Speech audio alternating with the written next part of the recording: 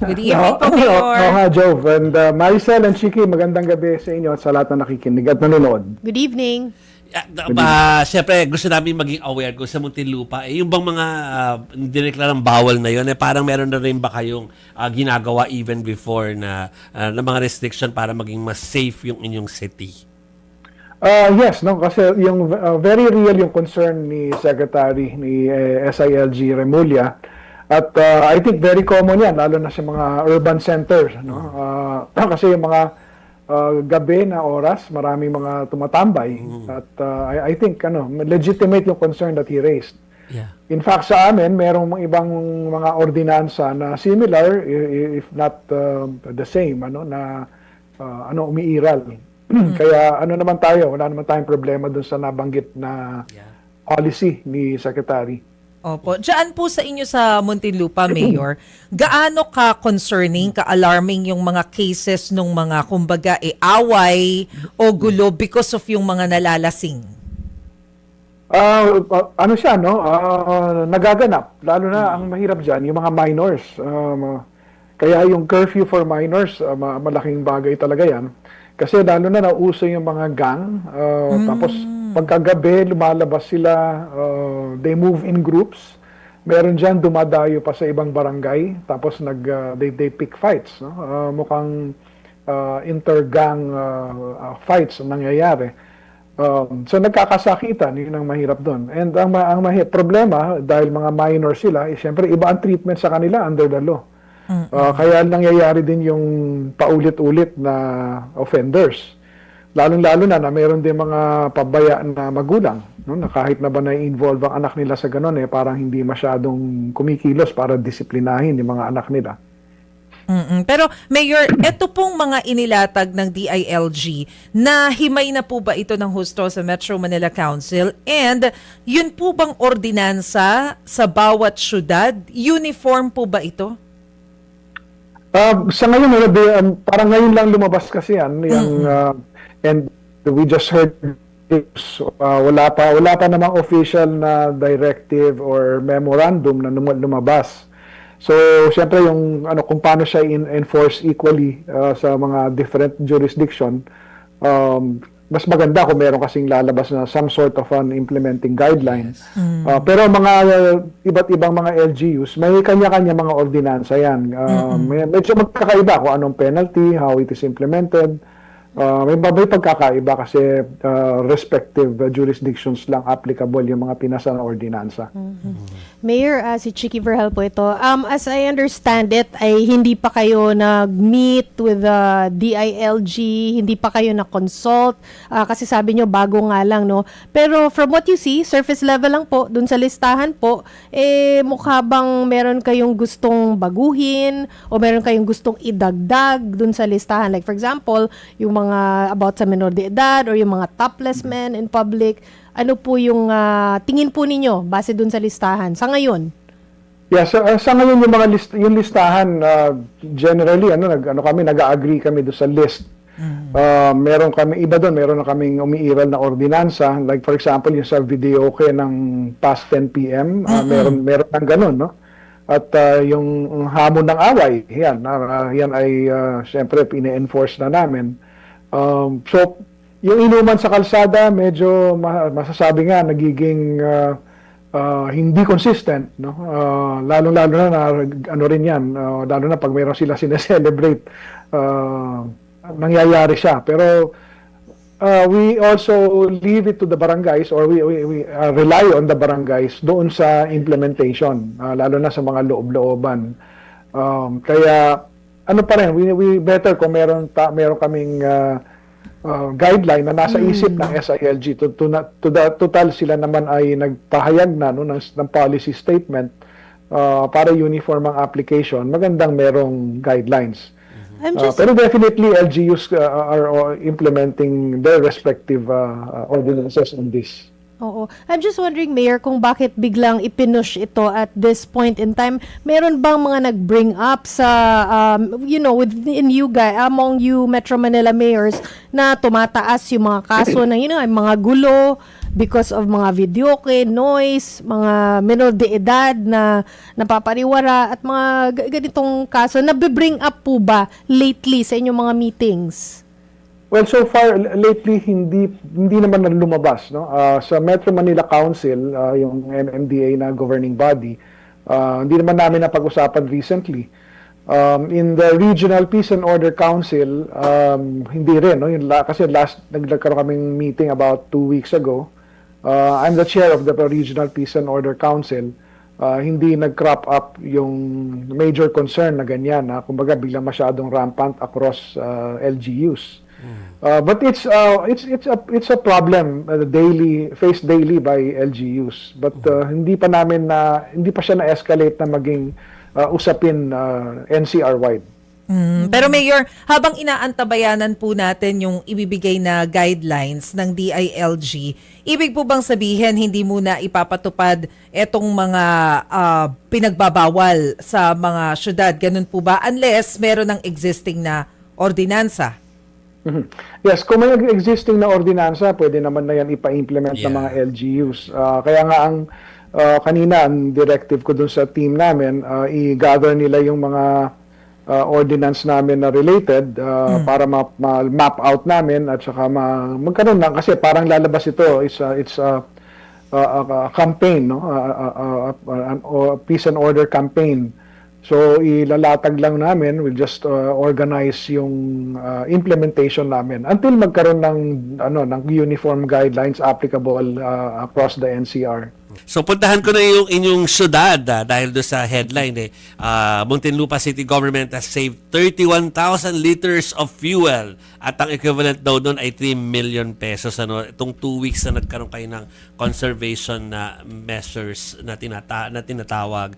Paano nyo nagawa yun? Kasi ibang syudad na problema pero kayo nagkaroon pa kayo ng savings.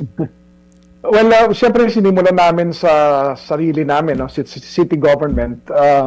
Nag-impose kami ng discipline doon sa paggamit ng mga sasakyan. Nagkaroon kami ng rationalization ng scheduling, yung pag-claim ng fuel. And we're happy to note na in 2 weeks time, 31,000 liters yung na-save namin, no? At ito ay masasabi ko kaya naman namin din ginawa para makatulong doon, makaambag kahit paano doon sa effort ng pamahalaan na i-manage yung consumption natin. Dahil nga ang talagang problema natin is the supply, no, ng fuel. And kailangan natin i-manage ng mabuti dahil medyo uncertain yung sitwasyon, no, kung although a few days ago meron na sinasabing mga deliveries and may breakthrough doon sa diplomatic negotiations. Pero at that time, unsure tayo kung masusustain ba yung supply natin. Initially, we have a 60-day supply. Kung medyo waldas tayo gumamit, baka mabilis maubos yun, tapos bigla wala tayong makuha. Then talagang lalala yung crisis. No? So, to us, ambag na namin yun na ma-manage natin yung fuel supply. At the same time, makapag-set aside kami ng funds, no, na just in case na mag-run out of control itong crisis na ito, meron kami mapaghuhugutan para sa emergency needs ng aming mga kababayan.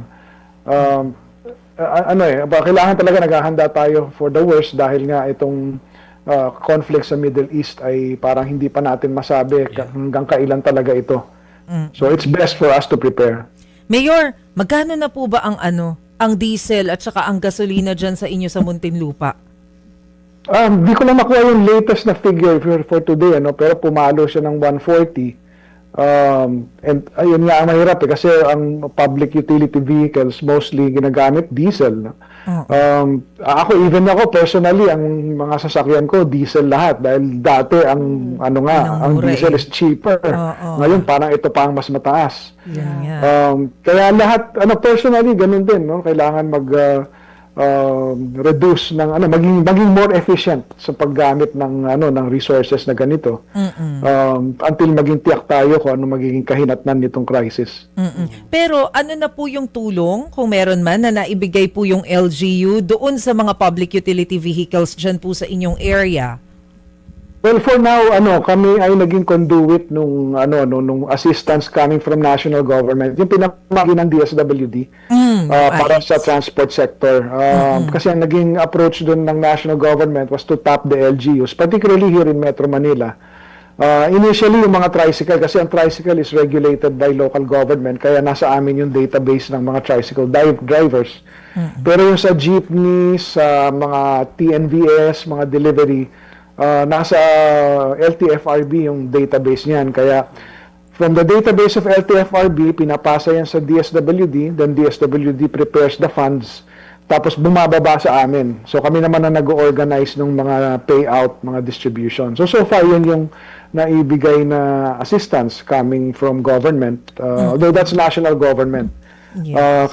Kami ngayon, we just go yung yung standard na services, although nagtatabi nga kami. So yung magiging savings namin is really more than 3 million.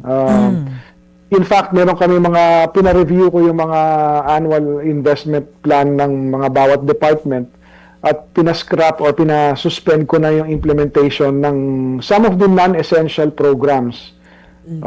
Halimbawa, yung mga some of the seminars na nakaschedule, hindi na itutuloy. Yung mga kunyari, isa namin program ng Clean and Green, na parang pa-contest. Scrap na muna namin yung mga kasi yun nga, nagtatabi kami ng resources in case things turn for the worse. So nagbawas na.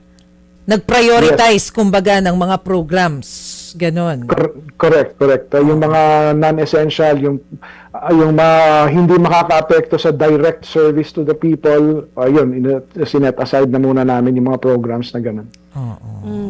Yung interesting yung ginawa ni dun sa Manila po, no, yung binabayaran ng 3,500 Libreng sakay. ang yung sa libreng sakay program nila, bawat jeepney driver na sumama po dyan or sumali po dyan, 3,500. What do you think of that idea po?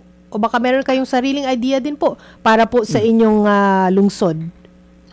Well, isa yan sa makakatulong talaga, no? Kasi may mga comment nga ako narinig nung time na nagde-distribute ng assistance sa mga PU, mga public utility vehicle drivers, na bakit sila ang binibigyan, ba't si Juan de la Cruz na empleyado pumapasok, ba't hindi rin siya bigyan ng assistance, no? Pero naintindihan ko yung yung unahin mo yung sa transport, kasi ang problem natin yung pagtaas ng presyo ng gasolina. Siyempre, yan ang puhunan ng mga nasa transport sector. Pag tumaas ang gasolina, parang sometimes maisip mo, fair na taasan din ang pasahe. Oo. So, pag tinaas naman nila ang pasahe, talagang lahat apektado. No? Hindi lang yung namamasahe na empleyado, pati yung delivery of goods and services, tataas din yan. No? Kasi pag tinaas mo ang pasahe, ipapasa lang din naman nila yan sa commuter, doon sa nagpapadala ng goods and services. So mas mabilis tataas ang bilihin yung inflation natin. Kaya I think it's logical na absorb muna natin kung kakayanin yung transport group, no? Kasi yan ang first line na talagang maapektuhan, at pagka naapektuhan sila na ganyan, mapapasa agad sa consumer. So yung ginawa doon ni Mayor Isko, I think that's a good idea, and siguro kasi they have sufficient resources to support that kind of move, no? Kami naman, medyo smaller city kami, we try to manage muna with the resources that we have. Yeah, alam ko, actually nga, alam nila yung sustainability noon at hindi yun forever. Alam ko, Yes. hanggang Wednesday na lang ba? Oo. Ilang araw lang yun days eh. lang kasi Oo. yun eh. Anyway, Mayor Rufy, parang na-mention nyo na yung next topic natin. So, simulan na natin. Ito ko doon sa mga middle class, na hindi lang, yung mga unang nabigyan ng unang bugso ng ayuda. Parang, di ba, nakakarinig tayo lagi na, paano naman kami? Yung mga, Paano kami yung workforce, sabi nila. So, basahin ko lang, Mayor Rufy, yung item namin tungkol doon sa panawagan ng mga kongresista tungkol dito. Pero nanawagan kasi yung ilan sa kanila na magkaroon ng targeted ayuda para sa mga essential na sektor ng lipunan. Ang tingin Politingog Party List Representative Jude Asidre, dapat ay maunang mabigyan ng fuel assistance sa mga magsasaka at mangingisda na pangunahin pong pagkukunan ng natin ng pagkain. Nakakatulong daw ito para mapababa ang gastos nila sa production at operation. So aside from them, isinusulong din naman ni ni Manila 2nd District Representative Rolando Valeriano yung agapay sa hanap buhay at operasyon ng negosyo o Ahon Bill bilang alternative daw sa Bayanihan 3. Layo na naturang panukala na matulungan yung mga manggagawa o yung nasa workforce na miyembro ng middle class at yung mga negosyante ng micro, small and medium enterprises po or MSME para sila rin matulungan at makaahon din dito sa krisis na ating nararanasan dahil sa gulo sa Middle East. So, agree ba kayo doon, Mayor, na no one should be left behind? Hindi lang naman yung mga poorest of the poor ang affected dito, maski ang middle class o yung nasa workforce ay affected itong krisis na ito. I think those are good ideas, no, yung mga na-present ng ating mga kasamaang kongresista. It would really depend on yung natin, no, yung Kakayahan. availability of funds ang pinag-uusapan diyan. Like sa amin case, yun nga, medyo smaller city kami but we have more than 500,000 population. Yeah. Isa sa mga major needs namin is medical service, no? Health service. Kung ma-manage namin yung resources namin, makakatulong din naman kami doon sa kabawasan ng ng gastusin ng mga mamamayan by maintaining yung aming focus on expenditure for health service. Nandun kasi kami ngayon eh.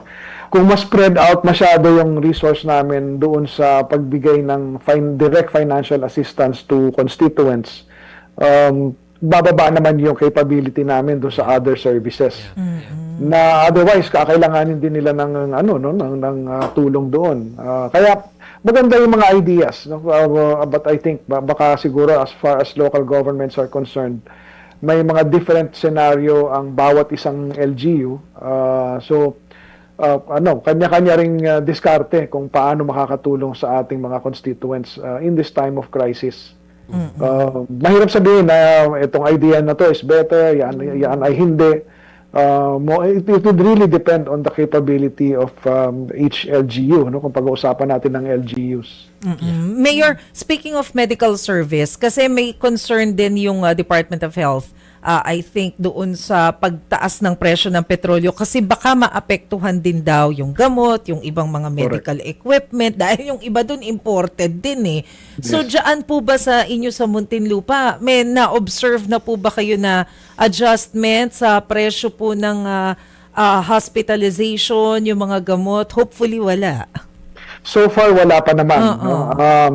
Kami rin kasi, yung gayong hospital namin, may mga parating kami na bagong equipment. Hindi man kami maapektuhan doon dahil that was, yung transaction na yun was prior dito sa crisis at hindi naman problema yung, at this time, hindi problema yung pagdating ng mga equipment. The medicines, nakapag-early procurement din kasi kami bago kami magsimula nitong crisis na ito. Kaya ang concern natin down the line, how long will this last? Minomonitor natin yung kaganapan, like yung nagbigay ng ultimatum si US President, na talagang hell will rain down on Iran. Escalation ang ibig sabihin nun eh. Yes. Mas mapapahaba ang gera. So yun lang ang natin, binabantayan at ang concern.